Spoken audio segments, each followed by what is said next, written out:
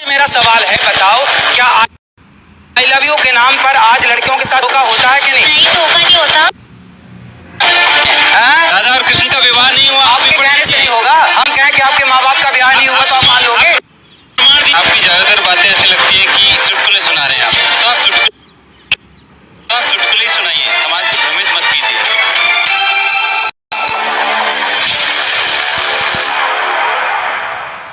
कथावाचक है कि मॉरल पुलिस है कि आज के टाइम पे तो आप, मैं बताऊं, ट्रेंडिंग है मीम्स में। आप समझ रहे हैं 21वीं सदी में मीम कल्चर तो आप समझ होंगे। मैं इंस्टाग्राम खोलता हूं, आपके हजारों मीम्स पड़े होते हैं। इसी से आप परेशान है इससे आप परेशान है। मैं परेशान नहीं हूं महाराज, लेकिन मैं चाहता हूं कि जो आप कर रहे हैं कम से कम तर्क के साथ बोलें, फैक्ट के साथ बोलें। सवाल ये है कि आपकी ज्यादातर बातें ऐसी लगती है कि चुटकुले सुना रहे हैं आप, तो आप चुटकुले ही सुनाइए, समाज को भ्रमित मत कीजिए। क्योंकि आपने केवल कथा सुनी कई है लोग ना? गंभीरता से ले लेते हैं। ये 70 और 17 का क्या मतलब है? ये एक चुटकुला है। अभी हम कोई बात कहेंगे तो आप करें बचपने की बात कर रहे हैं, और आप तो बचपने से भी नीचे चले गए हैं। तो हम तो छोटे भी हैं ना, बहुत छोटे हैं। हनुमान जी लंका गए, छोटे बन के गए। हम भी आए हैं, छोटे बन के आए हैं।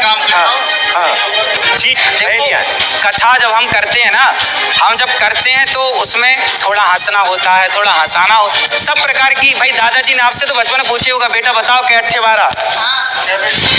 हाँ, मतलब ये सब पहेलियां। आप बताइए, इतने बड़े ये विद्वान बने हैं, ये पहेलियां नहीं जान रहे हैं और बड़े विद्वान, बड़े विद्वान हैं अर्थशास्त्री, और पहेलियों का समझ नहीं है। हाँ, देखो, अब देखो समाज में भड़काने वाले लोग कैसे होते हैं। इतनी बढ़िया बात सुनाया और समाज बिल्कुल तुरंत बैठे भड़काने वाले। देखो ये बात पसंद नहीं आई। ऐसे लोगों ने देश को, ऐसे लोग देश को।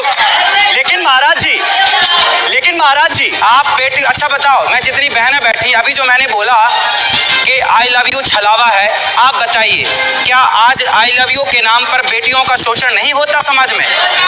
बताओ बताओ, इनको बताओ। चलिए आइए, ये सवाल जो आपने पूछ लिया है जवाब भी ले लेते हैं, जवाब लेते हैं न्यू जनरेशन से ही जवाब। जी, क्या आई लव यू बोलने के बाद क्या लड़का लड़की शादी तक नहीं पहुंच जाते? वो शादी भी तो करते शादी हैं ना? कर लें, पर आपसे मेरा सवाल है, बताओ क्या आई लव यू के नाम पर आज लड़कियों के साथ धोखा होता है कि नहीं? नहीं, धोखा नहीं होता। हाँ? नहीं होता धोखा भी। चलिए, वाह, बच्ची का कहना है धोखा नहीं होता। अब बताइए, और कोई आप लोग मान रहे हैं कि नहीं होता, जबकि आप जान रहे हैं कि होता है। लेकिन देखिए, मुझे गलत सिद्ध करने के लिए आप जैसे बुद्धिमान लोग। ठीक है महाराज जी, जी नहीं, इस बात पे मैं सहमत हूँ, इस बात पे इन्होंने सच बोला है। इस बात पर सच बोला है। शादियाँ भी तो होती है, आई लव यू के नाम पे शादियाँ भी तो होती है, जरूर धोखे होते हैं। तो इसका ये तो नहीं कि आई लव यू मतलब है ही धोखा। हाँ, इसका देखो, प्यार किसी लड़की और किसी लड़के का नहीं, प्यार तो माता और पिता का सच्चा होता है।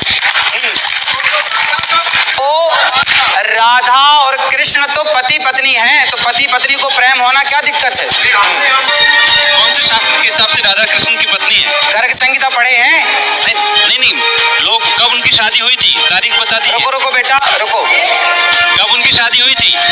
आपने गर्ग संहिता पढ़ी है? हाँ, सब पढ़े हैं। बताओ, गर्ग संहिता उसका 16वां अध्याय उठा लो। कब शादी हुई थी? जब भगवान श्री, आपने वृंदावन आओ कभी, भांडीर वट है वहाँ वो स्थान है जहाँ ब्रह्मा जी ने राधा रानी का श्याम सुंदर से विवाह कराया। गर्ग संहिता में लिखा, ब्रह्म वैवर्त पुराण में लिखा, कुछ पढ़ा भी तो करिए। हमारी भरोसे आप पढ़ लीजिए, राधा और कृष्ण शादी में नहीं है।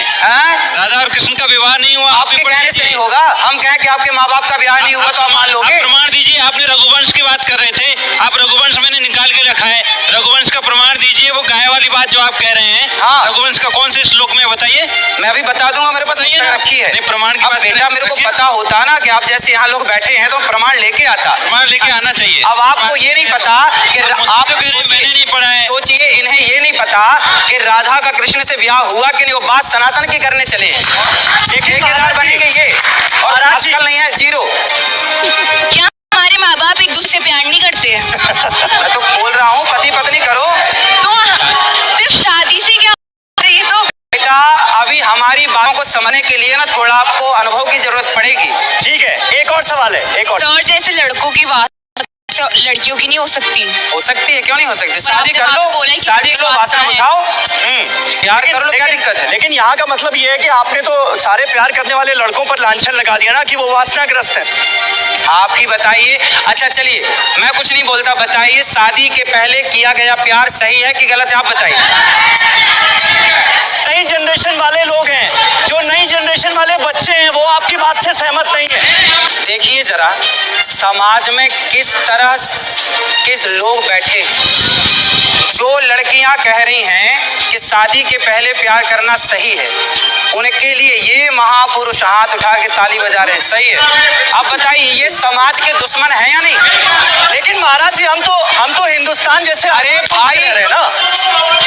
अरे बच्चे छोटे हैं, बच्चे छोटे हैं। सुनो भैया,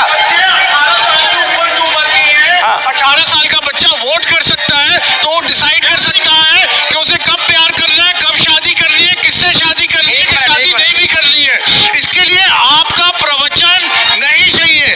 आपका काम होना चाहिए, जो भी आप रामायण महाभारत वगैरह पढ़ाते हैं, आपको तो चाणक्य के बारे में, क्योंकि वो आपका डोमेन नहीं है, आपका डोमेन बहुत रिस्ट्रिक्टेड है महाराज जी। अगर आप उस तक रहें तो बहुत अच्छा। मैं साइकोलॉजिस्ट हूँ, अब एज अ मनोवैज्ञानिक हमारा डोमेन है कि रिलेशनशिप कैसे होना चाहिए, क्या इश्यूज आते हैं, इसके ऊपर साइंस है, इसके ऊपर पूरी साइंस है। ये आज का जनरेशन है, ये आज का जनरेशन है।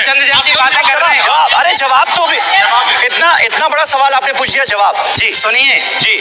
देखिए, ये जो बच्चियां हैं ना 18 साल की 20 साल की, ये अभी बच्चियां ही हैं, ये अभी बच्चे हैं। इन्हें नहीं पता कि इनके लिए क्या सही है और क्या गलत। लेकिन लेकिन लेकिन लेकिन लेकिन देखिए, आस्तीन के सांप कौन होते हैं? नहीं तो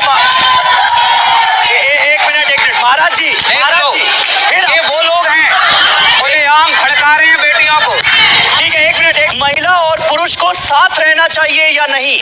आप तब से जितनी भी बातें करते आए हैं, लाइक जितना मैंने आपको सोशल मीडिया में देखा था, I found you very funny, but अब तो जितनी भी रिस्पेक्ट थी आपके लिए वो खत्म हो ही चुकी है।